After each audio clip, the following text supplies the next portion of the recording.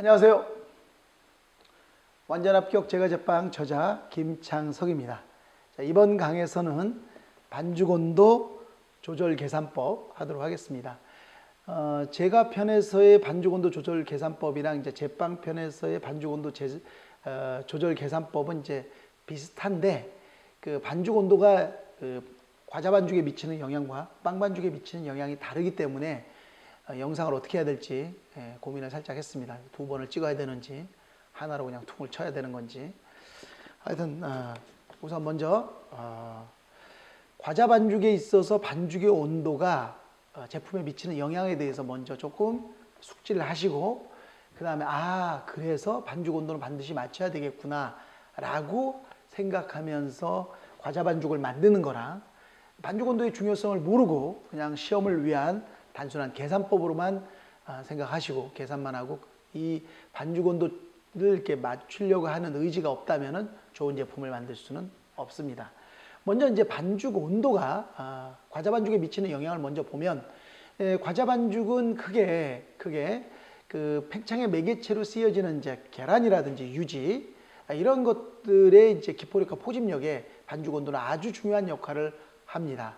그래서 지나치게 반죽의 온도가 높거나 낮으면은 계란을 중심으로 해서 만드는 제과 반죽, 그러면 이제 거품형 반죽이라든지 시폰형 반죽이 되겠죠. 이런 반죽이라든지 유지를 중심으로 해서 만드는 반죽, 페이스츄리 반죽이라든지 반죽형 반죽, 이런 반죽의 그 기포력과 그리고 이제 포집력에 문제를 일으킵니다. 그리고 이제 우리가 비중이라고 하는 반죽 속에 혼입시키는 이제 공기의 양을 이제 수치화시킨 게 비중 아닙니까? 자, 다시 한번 반죽 속에 혼입된 공기의 양을 수치화한 게 바로 비중이다. 자, 그런데 이 비중의 매개체가 바로 아까 방금 말씀드렸던 계란과 유지입니다. 계란과 유지는 온도에 영향을 받죠. 즉 온도가 다른 상태에서 비중이 같다 할지라도 제품의 맛은 다릅니다. 즉 온도가 다른 상태에서 단순히 비중만 맞다고 해서 반죽의 식감과 질감이 같지 않습니다. 그래서 반죽의 온도가 같은 상태에서 비중이 같아야만 제품의 식감과 질감이 같은 상태를 얻을 수가 있습니다. 다음은요, 그로 인해서 이제 비중에 영향을 미침으로 온도는 결과적으로는 뭡니까? 완제품의 외부적 특성인 부피, 내부적 특성인 기공과 조직에 영향을 미치고, 굽게 할 때 굽기 시간에 영향을 미치며 반죽을 할 때 반죽 시간에 영향을 미치는 겁니다. 자, 이렇게 반죽의 온도라고 하는 것이 제과 반죽을 만들 때 아주 중요한 영향을 미치는구나 라고 먼저 인식을 하셔야만 이 계산을 어떻게 내가 할 것인가에 대한 이게 이제 내가 이 계산이 되게 중요하겠구나. 그리고 이 계산을 할 때 작용하는 이 변수값을 고려하면서 우리가 저장을 한다든지 보관을 한다든지 하면서 제품을 만들 수 있겠습니다. 그러면 제품을 만드는 작업장의 온도도 고려하겠죠.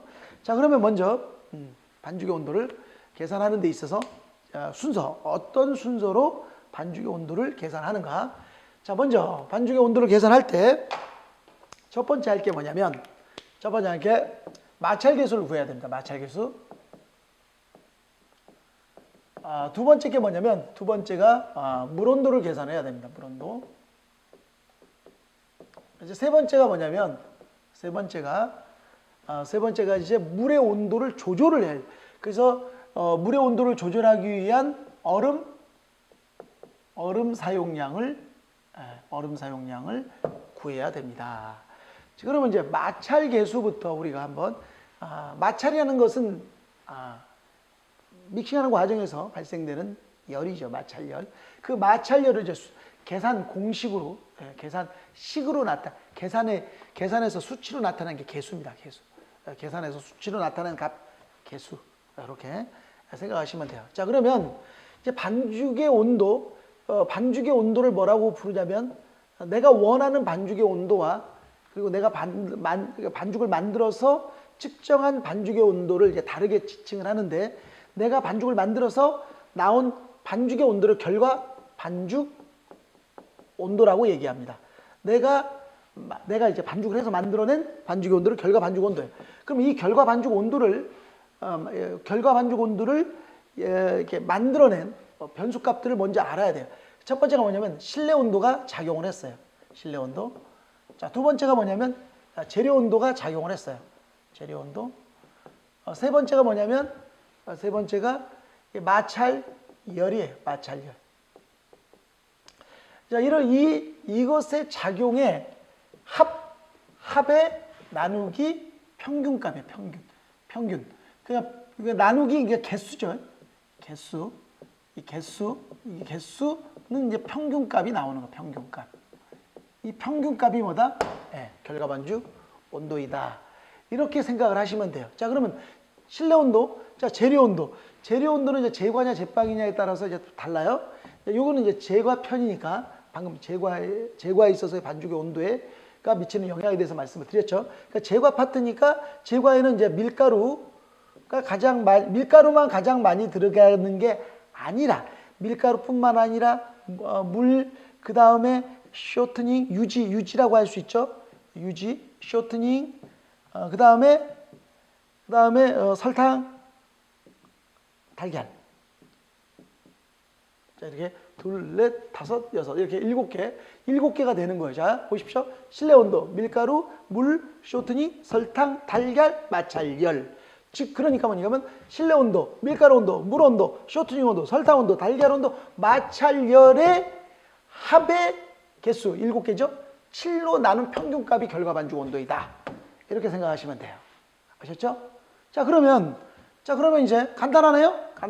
그러면 이제 다 이제 더해보면 숫자를 이렇게 다 측정해서 더해보면 결과 반죽 온도가 나오고 거기에서 이제 온도 조절하기 편한 걸 가지고 온도를 조절하면 되잖아요. 그런데 문제가 있어요. 무슨 문제가 있냐? 실내 온도, 재료 온도는 온도계를 측정할 수가 있는데 마찰열은 온도계를 측정할 수가 없어요.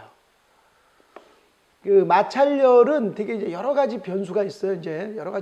재료에 의한 재료가 혼합되면서 생기는 이제 마찰열도 있고요. 그 다음에 이제 재료가 이제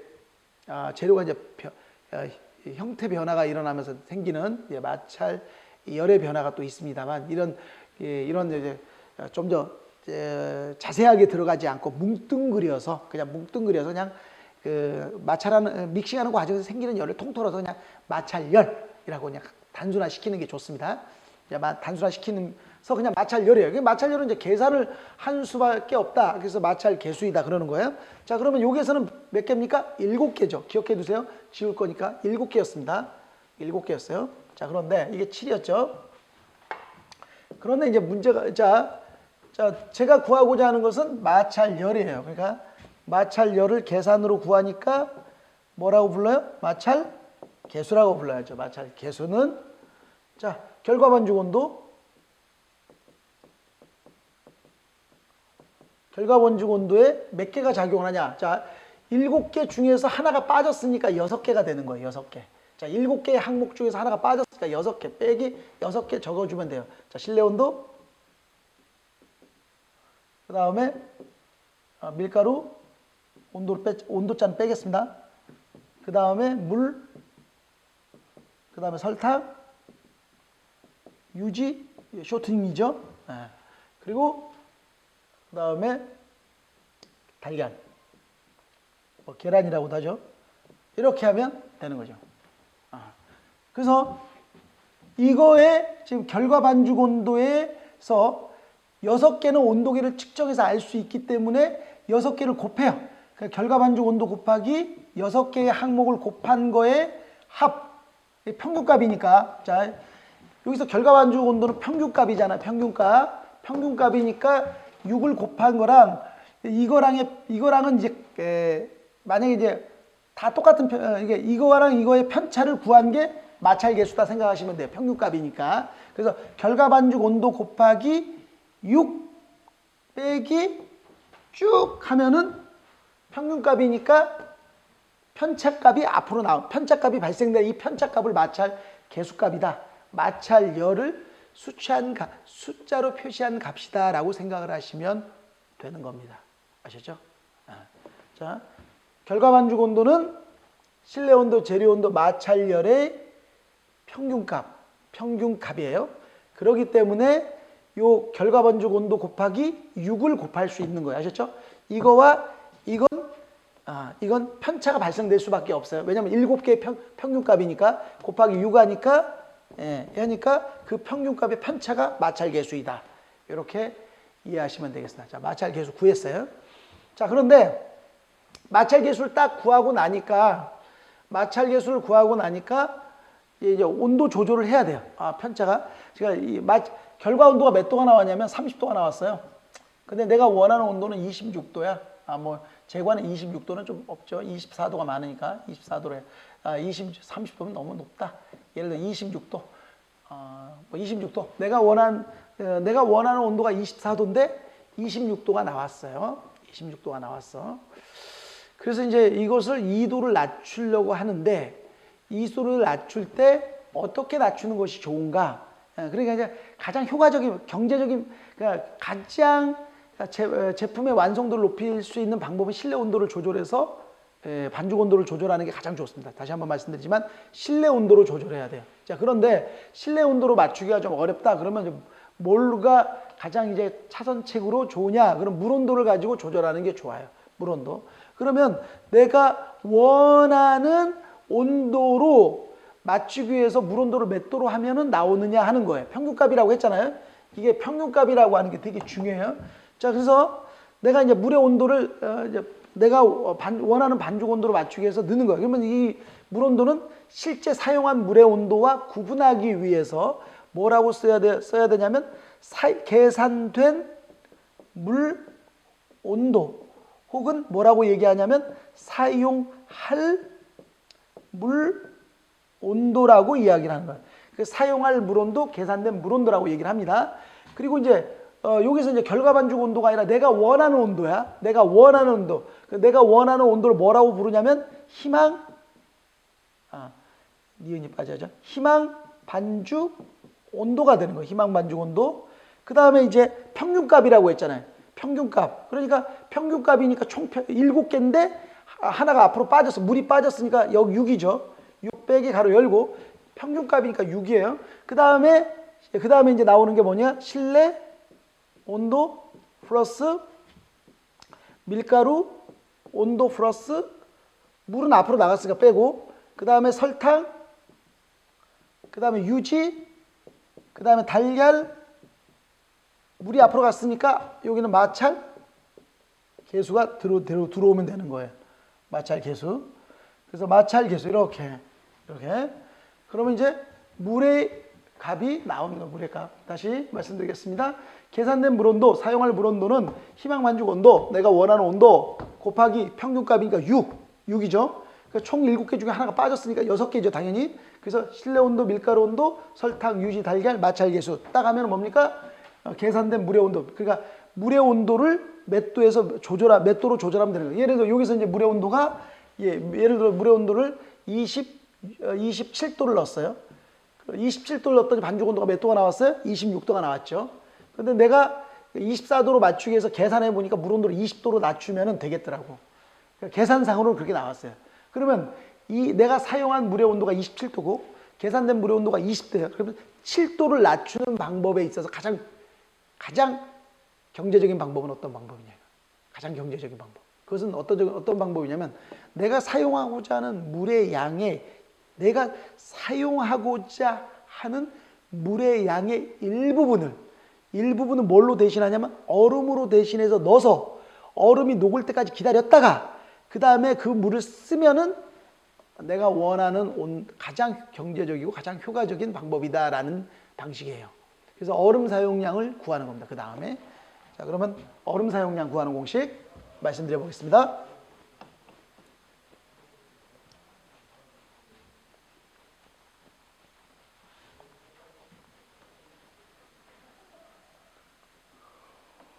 자, 얼음 사용량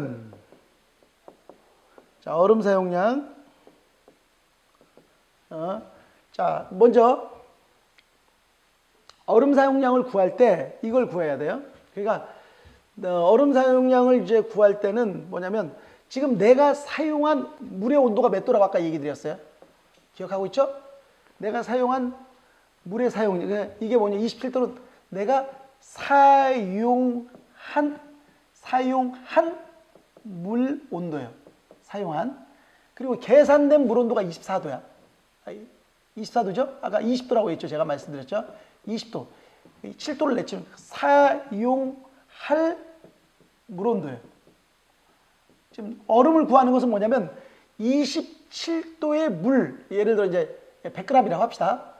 27도의 물 100g에서 27도의 물 100g을 사용했는데 여기에서 일부분이요. 이 100g의 일부분을 얼음으로 만드는 거예요. 얼음으로 만들어서 넣고 기다려요. 기다리면 27도의 물 온도가 몇 도로 떨어진다는 거예요? 20도로 떨어진다는 얘기예요. 구하는 걸 잘 기억을 해야 돼. 자, 그러니까 100g의 27도 물의 일부분을 얼음으로 넣어요. 아셨죠? 그럼 얼음으로 넣으면, 예를 들어 얼음으로 넣으면 나머지 물은 빠져야 되죠. 얼음만큼 그 얼음을 넣어놨어요. 그리고 얼음이 녹을 때까지 놔둬. 실온에서 놔두는 거야. 놔두면 얼음이 떨어지면, 온도가 떨어지면서 물 온도가 20도로 떨어진다는 논리예요. 왜 이 얘기를 계속 강조를 하냐? 그러면 여기서 7도를 낮추면 되는 거예요. 7도를 낮추는 거야. 그 얼음을 얼만큼 집어넣으면 7도로 떨어지느냐 하는 거예요. 그러면 계산 공식은 알고 있죠. 책에 다 나와 있으니까 80 플러스 수돗물 온도죠. 수돗물 온도.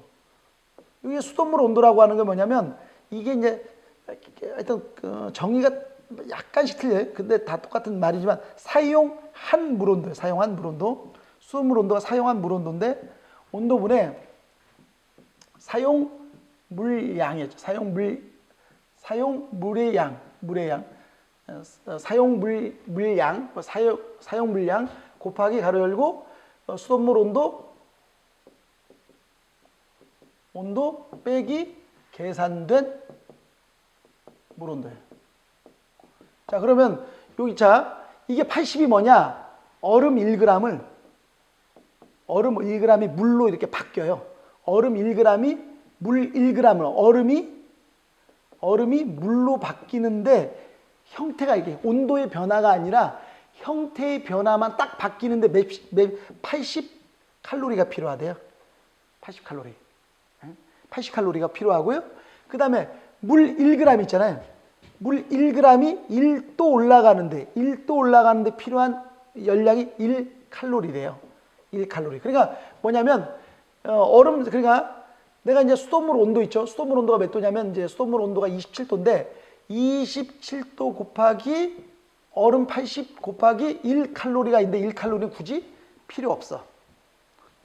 왜냐면 1은 곱하나 마나잖아. 여기서 1칼로리가. 그러니까 이러면 이게 뭐냐면 총 온도를 1g의 열량이에요. 그러니까 1g의 열량. 수돗물 온도 곱하기 열량 곱하기 얼음 열량 곱하기 그 다음에 1도 변환할 때 열량. 이렇게 해서 이걸 가리켜서 뭐냐면 총 흡수 열량. 그러니까 흡수 열량이죠. 흡수 열량. 그 다음에 총 열량이 얼마냐면 사용물의 양이 몇 g냐면 100g이죠. 100g. 수돗물 온도가 몇 도예요? 수돗물 온도가 27도. 그 다음에 계산된 물 온도가 20도죠. 편차가 얼마야? 7이에요. 7. 그러니까 100g 곱하기 7 하니까 700칼로리. 700에 곱하기 1칼로리가 또 여기 붙어야 돼. 1칼로리. 그래서 700칼로리. 그러니까 700칼로리가 이게 700칼로리예요.